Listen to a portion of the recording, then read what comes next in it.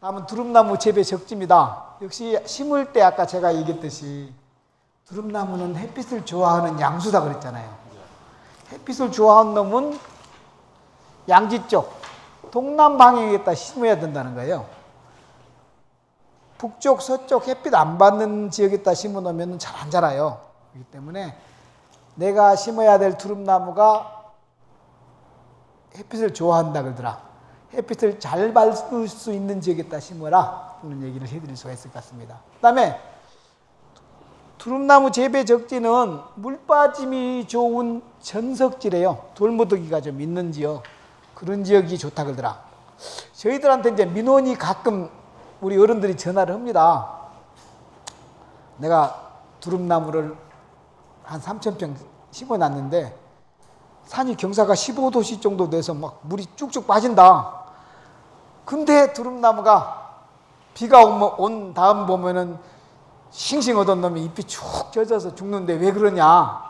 예, 라고 얘기를 하시거든요. 그러면 거기 파보시면 아마 황토가 들었거나 점질토가 들었을 겁니다. 라는 얘기를 하시거든요. 근데 대부분 이제 우리 어른들이 경사만 쟀으면 물이 쭉쭉 빠질 걸로 생각을 해요. 근데 그 안에 땅 속에는 어떤 흙이 들어있는지 모르잖아요. 그래서 그런 것들도 좀 감안을 해야지 장마철에 물의 피해를 안 받는다라고 기억을 해주시면 좋을 것 같습니다.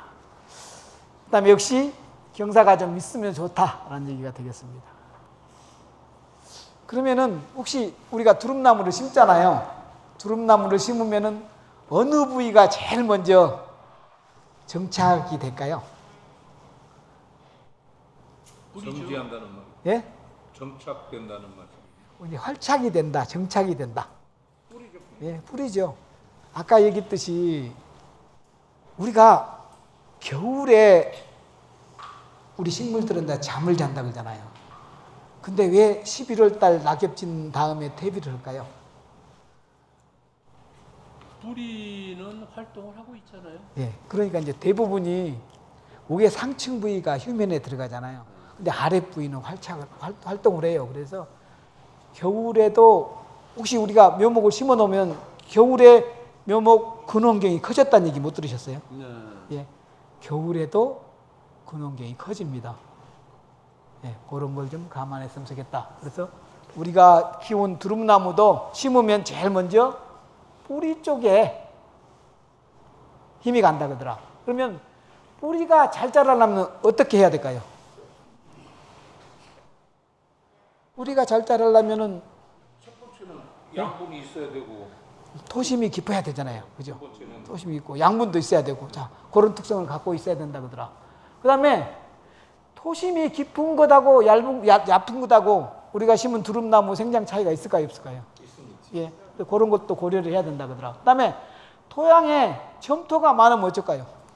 안 좋아요. 예, 장마철에 아까 해를 받는다고 말씀드렸습니다. 그 다음에 토양에 자갈이 많으면 어쩔까요? 괜찮아요. 예, 그것도 장단이 있습니다. 근데 쉽게 자갈이 많으면은 여러분들이 거름을 많이 줘도 그 거름물이 다 빠져 나가서 그런 문제도 있을 수 있다. 그래서 그걸 잘 고려를 해야 된다고 기억을 해주십니다. 그래서 우리가 어떤 품목이든지 선정해서 심는 데 있어서 토양도 굉장히 중요한 역할을 하더라. 우리가 사실 나무 자라는 것 보면 위에만 보잖아요. 근데 토양 밑에 토양의 성분도 굉장히 중요하다라고 얘기를 해드릴 수 있을 것 같습니다. 토양이 제일 중요하더라. 그 다음에 토양 입자 같은 경우 보면은 자갈 뭐 이런 것들이 있는데 학문적으로 자갈을 모래, 미사, 점토 구분을 이렇게 한답니다. 그래서 혹시 관심 있는 분들은 자료에 있기 때문에 자갈이 크기가 얼마 정도 되구나 좀 구분해 놓으시면 도움이 될 것 같다는 생각이 듭니다. 그 다음에 여기보다 물을 부어보면은 자갈하고 점토하고 이렇게 물 빠진 속도가 다르다 그러더라. 요 정도는 돼야지 그래도 우리가 나무를 심어놔도 안 죽고 잘 산다 그러더라. 그 다음에 우리가 토양에 손으로 딱 댔을 때 지고 나면은 건조한 토양, 약건, 적연, 약습, 습 저런 차이가 난대요. 그래서 저렇게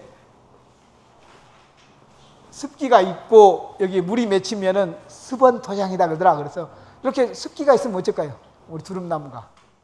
예, 그래서 두릅나무 같은 경우는 적어도 한 요 정도는 돼야지 된다 그러더라. 그래서 혹시 내 땅이 숲인가 한번 손으로 흙 한번 지어가지고 얼마 정도 붙나 한번 봐볼 필요도 있지 않을까라는 생각이 듭니다. 아주 쉬운 방법이니까 우리도 한번 해주시면 좋을 것 같고요.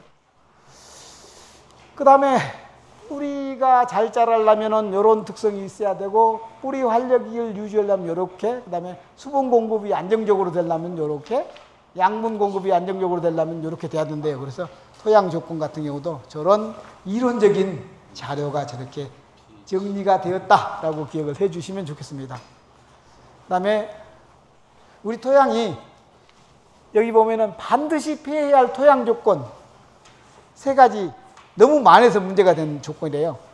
먼저 습도가 너무 높은 과습, 과습하면 안 돼요. 그 다음에 돌이 너무 과습, 그 다음에 점토 성분이 너무 과점도 안 된대요. 그래서 너무 많아서는 안 될 세 가지 조건이 과습, 과석, 그 다음에 과점이다 그러더라. 그렇게 기억을 해 주시고, 여러분들이 이제 혹시 두릅나무를 심어 놨는데 죽더라 라고 하면은 분명히 습에 문제가 있을 것 같아요. 그 다음에 과습이나 과점, 점토질이 많아서 죽을 확률이 높거든요. 그래서 그런 것들을 좀 고려를 해 주시면 좋을 것 같고, 그런 경향이 있으면 아까 얘기했듯이 꼬랑이라도 굉장히 깊이 파서 물이 그쪽에 전혀 안 찰 수 있도록 해줘야지 나무가 잘 자라지 않을까라는 생각을 해봅니다. 그 다음에 여기는 지금 경기도 파주입니다. 경기도 파주 같은 경우는 이제 보면은 이렇게 아까 전석기 돌무더기들이 이렇게 있는데, 이런 데다가 두릅을 심으면요 저렇게 잘 자라요. 예. 죽은 놈들이 거의 없어요. 그렇기 때문에 두릅나무를 저렇게 대단지화 시키려면은 돌무더기가 있는 전석지가 아주 좋다 그러더라. 다음에 여기도 마찬가지입니다. 여기는 이제 보시면 경기도 파주 그쪽 같은 경우는 요즘 들어서 두릅나무 재배가 좀 많아지고 있는데, 거기 같은 경우는 이제 도심 수도권하고 굉장히 가깝기 때문에 그분들, 그 수도권에 있는 분들 초대해서 아무튼 그쪽에서 체험도 할 수 있도록 하고 그런 것을 많이 한답니다. 그래서 관광 오신 분들이 체험도 하고 두릅순이나 이런 것들을 채취해서 가져갈 수 있도록 저런 문화도 요즘에 조성이 된다라는 얘기를 해드리겠습니다. 그 다음에 대두릅나무 재배 관리 기술이라고 그랬는데, 아까 얘기했듯이 이제 산에 심는 경우도 많은데, 산에 심는 것보다는 유유지나 옛날에 경작했던 재배지가 지금 경작을 안 하고 있는 지역들이 많잖아요. 그런 데를 좀 하려고 하면은 심어 놓으신 이후에 활착률도 훨씬 높습니다. 사실은 우리가 산에 두릅나무를 심으면 활착률이 몇 % 정도 될까요? 산에 우리 포크레인이 들어가서 팔 수 있게 돼 있습니까? 없게 돼 있습니까? 못 파죠.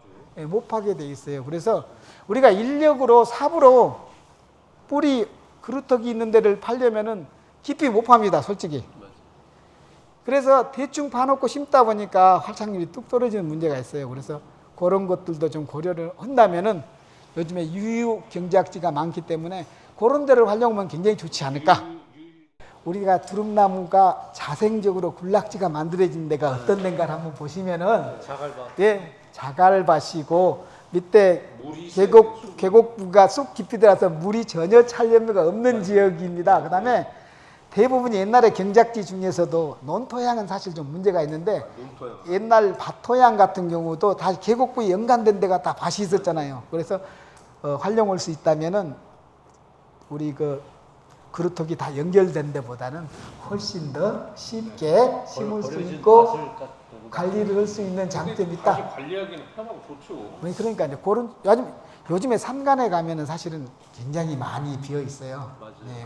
또 요즘에 그 동네마다 가면 어른들만 계시다 보니까 아무리 욕심이 나도 일을 못 하시잖아요. 그러다 보니까 이제 폐경이 된 경우가 많아서 그런 임지를 좀 활용했으면 쓰겠다. 여기가 아무튼 유유지나 폐경지를 활용했으면 쓰겠다. 그다음에 두릅나무는 아까 햇빛을 좋아하니까 햇빛을 많이 받아야 된다.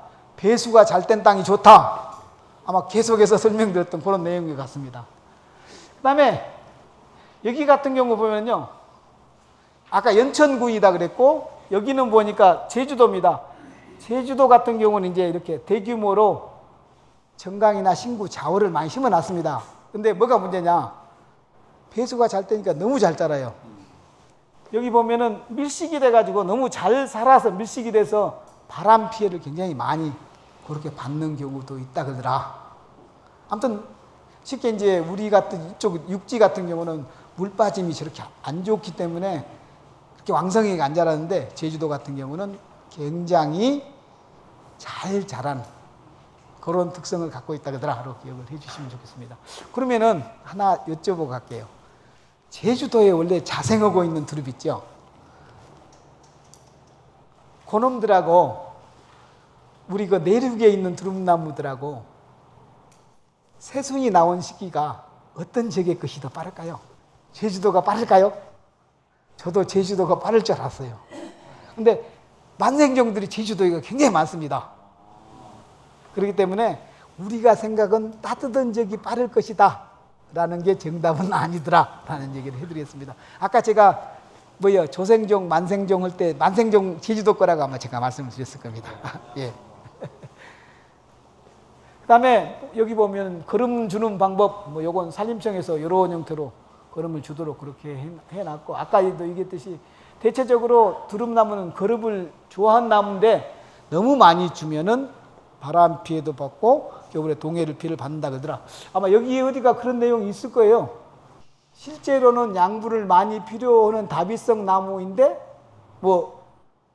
그렇다라는 얘기가 되겠습니다. 그래서 좀 고민을 해보시면 좋을 것 같고, 그다음에 혹시 두릅나무 수영 유도를 하면 줄기가 많이 만들어질까요? 일단은 우리가 두릅나무 순 수확량을 많이 하려면은 줄기가 많이 나와주는 게 맞잖아요.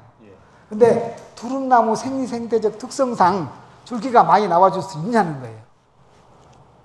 될까요? 안 될까요? 너무 많아도 안 돼. 너무 많아도 안 됩니까?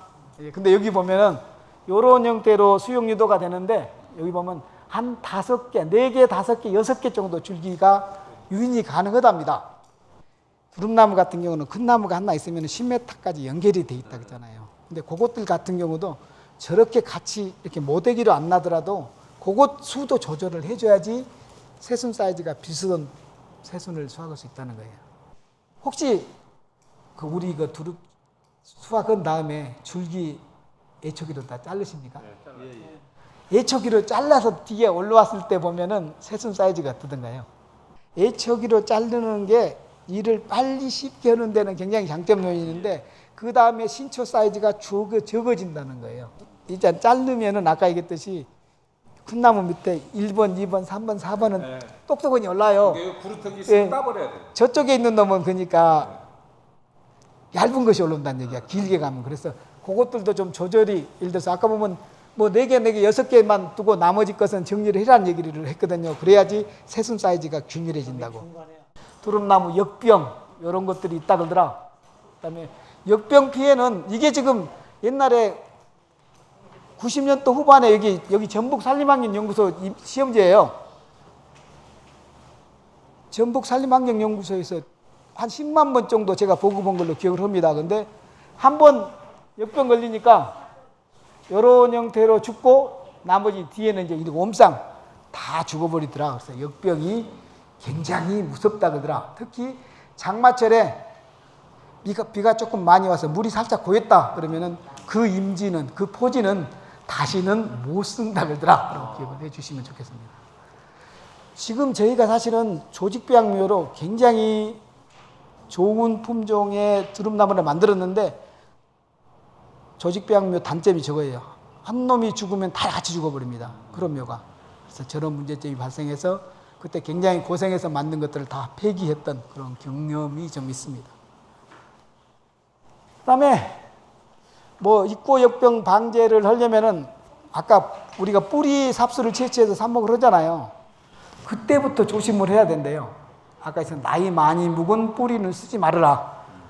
그런 것도 있고, 역시 보면은 배수가 안 된 그런 토양에 거 심으면 안 되고, 그 다음에 소독도 좀 해야 되고, 좋은 종군만 써야 된다.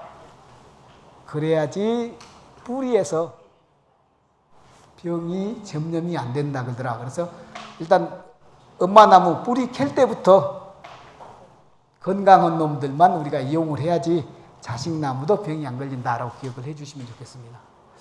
그다음에 입고 역병 방제법은 뭐 이렇게 돼 있는 것 같고 또 두릅나무 균핵병 병진이 저렇고 했는데 대부분이 역병이나 균핵병은 채취해서 다 태워라 그러더라고요. 예, 태워라 그래서 저기 자원이 많이 심어 놓으신 분들은 저거 태우려면 저것도 보통 일이 아닐 것 같다는 생각이 드는데 완벽히 저걸 방제를 하려면 태워야 된다 가지고 얘기를 하고 있습니다.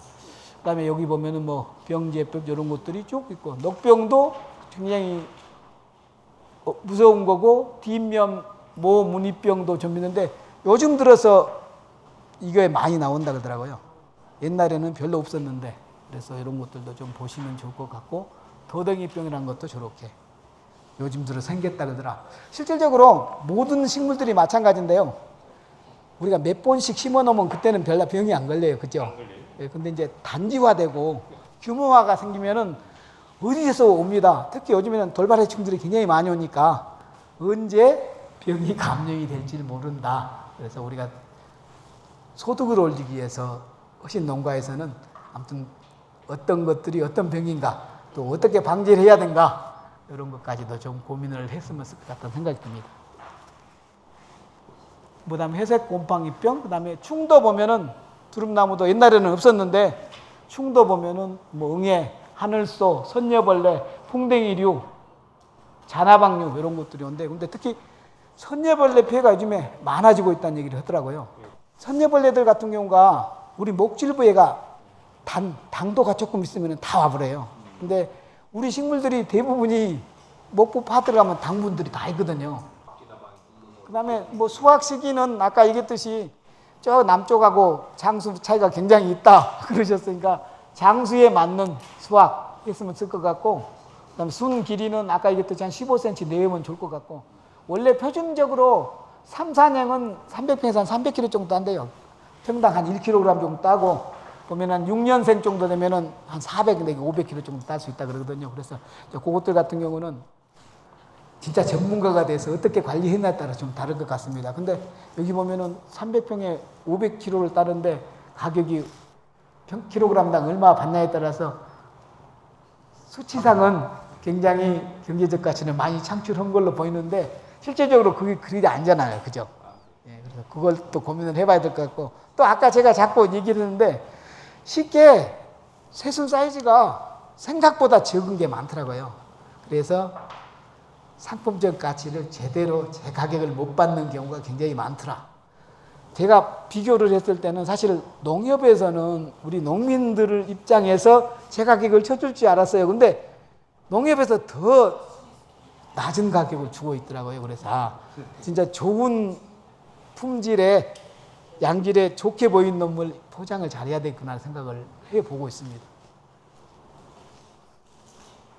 그 다음에 조기재배 요즘에 장수도 조기재배 합니까? 조기재배는 안 하고요. 안 돼요, 안 돼. 비닐 요즘에 근데 좀 남북권 쪽에서는 비닐을 굉장히 많이 씌워놨습니다. 일주일은 빨리 나온다 그러더라고요. 일주일 빨리 나온 데다가 아까 얘기했듯이 남북권역은 조생성하고 일찍 나온 거 싸움인데 그거면 일주일 빨리 나오면 가격이 그만큼 올라가죠. 예, 올라갑니다. 아무튼 인건비는 좀 들 겁니다. 근데 보면은 우리 도로 옆에 있는 것들 옛날에는 이렇게 막걸리병을 이렇게 세웠다 그러는데 비닐로 다 씌워놨습니다. 제가 봤을 때 사실 저게 노동력만 많이 되지 않을 걸로 생각을 했는데 아니요, 그거는 차이가 있을 것 같아요. 꽤 바로 도로변 옆에다가 복도해갖고 심은 데다가 그거 해놓으니까 그냥 바로 보입니다. 근데 제가 보면은 3월 말에 수확을 해서 판매를 하고 있어요. 그래서 장수는 그때 그렇게 활용을 하고 있다 그러더라. 저렇게 촉성재배용으로 막걸리병만 꼽는 게 아니라 요즘에 비닐을 갖고 꽤 크게 합니다. 근데 여기도 이제 제가 제일 처음에 고려를 했듯이 아무튼 인건비도 좀 많이 들고 적용하기가 어려울 거라고 사실 제가 이 앞번에도 얘기를 한번 했습니다. 근데 지금 남북권역에서 실제적으로 하고 계셔서 제가 생각했던 이 설명이 조금 빗나가고 있는 그런 경향도 있다는 일주일 상관에 2만 원이 더 나버렸습니다. 올해도.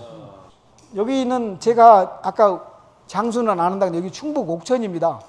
장수는 이 어른이 제일 먼저 했는데 저기 저쪽에 옥천에도 이렇게 하고 계십니다.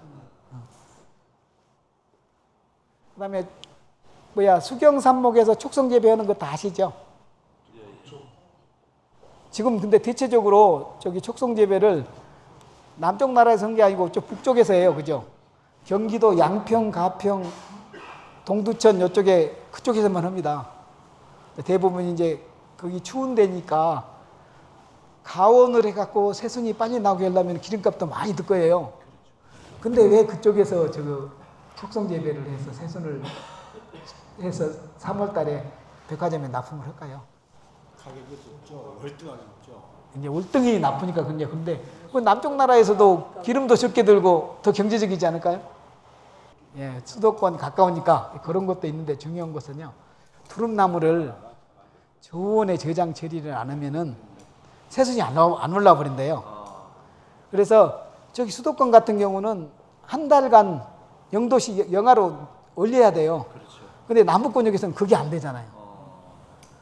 그래서 대부분이 칠링 처리를 남부권역에서는 못해서 안 했다고 그렇게 하세요. 근데 뭐 칠링 처리 좀 추운 데서 놔뒀다가 갖고 와서 꼽으면 되잖아요.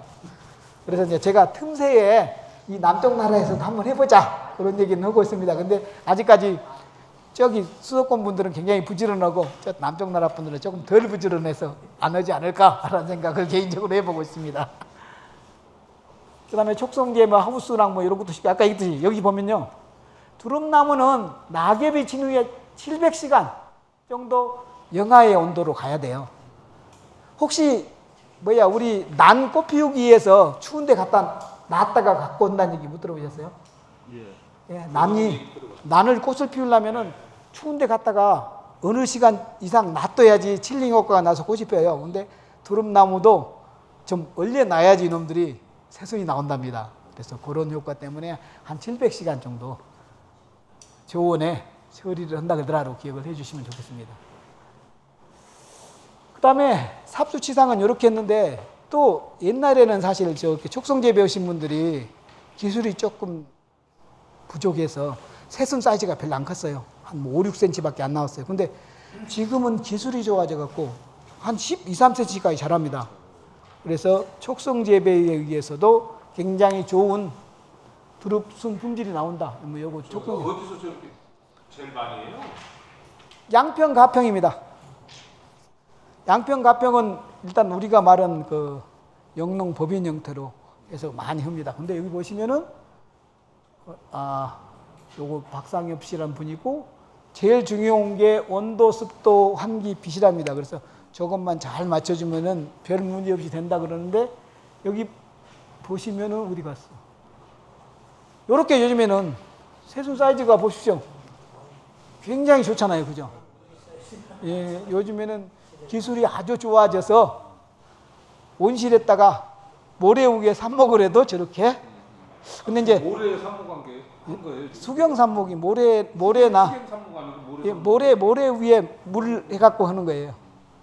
이렇게 크더라. 근데 이제 저도 이제 조금 무심적인 건 있습니다. 아마 호르몬이 조금 들어갔지 않을까라는 생각은 드는데 제가 확인을 안 해봤으니까 뭐라 그럴 수는 없는데 아무튼 옛날에 비해서 훨씬 더 길이가 길어졌고 무게도 커진 건 사실이다 라는 말씀을 드리겠습니다.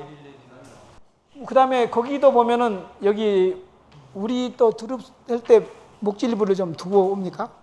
예, 역시 여기도 보면은 이렇게 두지는 예, 않고요. 이런 형태로 두고 해서 이렇게 포중원인데 아마 여기는 가평일 겁니다. 보면은 가평으로 아마 돼 있을 거예요. 예, 그래서 이렇게 한다 그러더라고요. 그러니까 길게 나온다니까 요즘에는 기술이 좋아져갖고 옛날에는 짧게 나와서 먹을 게 별로 없었는데 목대를 저렇게 길게 놔둬야지 빨리 안 시든답니다. 시드는 거 방지하려고. 예. 그다음에 요거는 이제 우리나라보다 일본에서 아까 촉성재배를 하고 남은 거 갖고 이렇게 다시 새순을 유도를 해서 하는 방법도 있답니다. 그다음에 아까 얘기했듯이 이제 여름에 두릅나무 순을 했던 분들인데 고정법 씨 말고 요쪽에가 정강 아까 얘기했잖아요.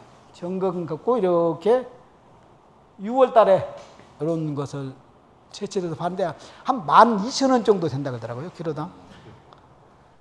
근데 이제 혹시 우리 선생님 여름에 저거 했고 잡숴 보셨어요? 거기도 보면은 예를 들어서 교육을 시키면서 이것을 판매를 하고 계시더라고요. 보성 쪽에 가면은. 그래서 묘목도 아마 중부권까지 다 보급을 하고 있는 걸로 알고 있는데 제가 그랬거든요. 이놈은 저기 수도권에 심어놓으면 다 동해받으니까 심으면 안 됩니다. 라고 했는데 교육생들이 보니까 수도권 분들도 많이 오시더라고요. 예. 요건 아마 순천만 정원 옆쪽에 가면은 이분이 굉장히 크게 합니다. 그다음에 두릅나무 판매 전략이다 그랬는데 쉽게 이제 우리가 생산 많이 해 놓으면 뭡니까? 비싼 가격에 잘 팔아야 되잖아요. 근데 비싼 가격에 잘 팔려면 어떻게 해야 될까요? 아니 우리 그 재배 농가에서는 양질의 좋은 품질의 새순을 수확해 놓으면 되고 그다음에 이제 여기 또 그 장수군 가면 군청에 군수님도 계시고 있잖아요. 우리 관에서는 뭘 해줘야 될까요? 네, 홍보를 잘 해줘야 되죠. 사실은 이쪽에 특산품으로 확실히 자리 잡을 수 있도록 노력을 좀 했으면 쓰겠다. 그래서 뭐 아무튼 유통 관련된 부서나 기관이나 우리 뭡니까 재배 농가에서 서로 좀 합심해서 좋은 상품 만들고 잘 홍보하고 잘 팔 수 있도록 여건을 만들면은 그게 이 지역의 대표 품목으로 발돋움할 수 있지 않을까라는 생각을 개인적으로 해봅니다. 그래서 아무튼 뭐 소비처도 개척해야 되고 요즘에 인터넷 판매도 잘하신 분들은 잘하시더라고요, 그죠? 또 저기 전남 구례에 가면은 이제 그 관련된 어떤 분이 한 분이 계시는데 그분은 그쪽 지역과 통신 판매를 자기가 다 대행해서 해주는 분이 한 분 계세요. 그쪽이 아주 발달해서 그러다 보니까 그쪽 주민들이 생산만 해놓으면 판매를 잘 하시더라고요. 그래서 이쪽에 혹시 아주 그쪽에 능통하신 분 있으면은 좋은 프로그램을 만들어서 좀 활용하는 것도 굉장히 좋지 않을까라는 생각이 듭니다. 그다음에 아까 얘기했듯이 뭐 유통기관 활용, 아까 관광체험에서 도시분들을 좀 모셔서 체험도 할 수 있도록 했으면 쓸 것 같고 지역 특산품으로 좀 브랜드화 시킨 것도 굉장히 좋을 것 같습니다. 그래서 두릅나무 중에서도 장수에 가장 맞는 대표 브랜드 품종이 좀 만들어졌으면 더 높은 경제적 가치를 창출할 수 있지 않을까라는 생각을 개인적으로 해봅니다. 그 다음에 여기가 지금 그런 경우인데요. 아까 이 앞번에도 제가 설명했는지 모르는데 이렇게 지금 좋은 산물을 우리가 수확을 해놔도 이렇게 재래식 방법으로 판매를 하면 제 가격을 못 받는다는 거예요. 여기가 지금 강원도 정선시장이라고 제가 그랬는데 이때가 꽤 됐습니다만은 이때 여기 요거 지금 음나무 순 1kg 한 두릅이다 그래요. 거기서 어디 갔어? 그 다음에 두릅나무도 한 두릅이다 근데 저게 1kg 정도 되는데 이게 8,000원이었어요. 여기는 똑같은 애 경북 상주입니다. 상주에서 나무 숭채라고 3표를 등록했어요. 엄나무, 참중나무. 근데 이게 200g짜리입니다. 200g짜리 이게 200g이 5,000원씩이에요. 1kg은 5, 25, 25,000원입니다. 8,000원 받는 동네가 있고 25,000원 받는 데가 있는데 상표 등록해서 포장을 하면은 저렇게 비싼 가격을 받더라. 그러니까 우리가 이렇게 자판 벌리면 절대 안 됩니다. 특화시키고 상품화를 시켜야지 높은 가격을 받을 수 있다 그러더라도 기억을 해주시면 좋겠습니다. 그 다음에 우체국 택배 이런 것도 좀 활용했으면 좋을 것 같고, 그 다음에 중요한 건 순체를 하신 분들은 저온조정고가 꼭 필요해요. 그죠? 저온조정고가 없으면은 좋은 품질의 순체를 소비자들한테 전달해 줄 수 있기 때문에 아주 좋은 저장 시설은 꼭 필요하다 그러더라. 기억을 해주시면 되겠습니다. 그 다음에 자매결연해서 쇼핑해서 이렇게 체험도 할 수 있고 사갈 수 있도록 그렇게 했으면 쓰겠다. 그 다음에 다양한 제품도 이렇게 좀 만들었으면 쓰겠다라는 얘기를 해드릴 수가 있고, 그 다음에 강원도권역에서 대표적으로 경제적 가치를 많이 창출하고 있는 우수 사례인데요. 뭐 철원 같은 경우는 한 4억 7천만 원 정도 소득을 올린 동네도 있고, 그 다음에 강원도 양군대 여기는 3억 정도, 그 다음에 홍천에는 1억 5천 정도, 그 다음에 태백시도 한 2억 정도 소득을 올린 동네가 있어서 우리도 저런 거 못지않게 좀 부가치를 높일 수 있는 방안을 스스로 좀 정립을 시켰으면 쓰겠다. 그 다음에 드럼나무를 재배한 농가는 요것 정도는 알아야 될 것 같아서 제가 드럼나무 재배 노하우라고 기록했습니다. 그래서 요것 좀 기억을 해 주시면 좋을 것 같습니다. 그다음에 근데 여기 것들은 제가 우리 주위에 있는 자원들이 드럼나무뿐만 아니라 또 굉장히 많다는 것을 얘기를 해드리겠어 이렇게 보여드렸던 것 같고요. 예, 드럼나무 강의를 여기까지만 하도록 하겠습니다. 조용히 들어주셔서 고맙고요. 진짜로 장수의 드럼나무 대표 브랜드를 좀 만들어서 드럼나무 재배 농가에서 앞으로 높은 소득을 좀 올렸으면 좋겠습니다. 고맙습니다.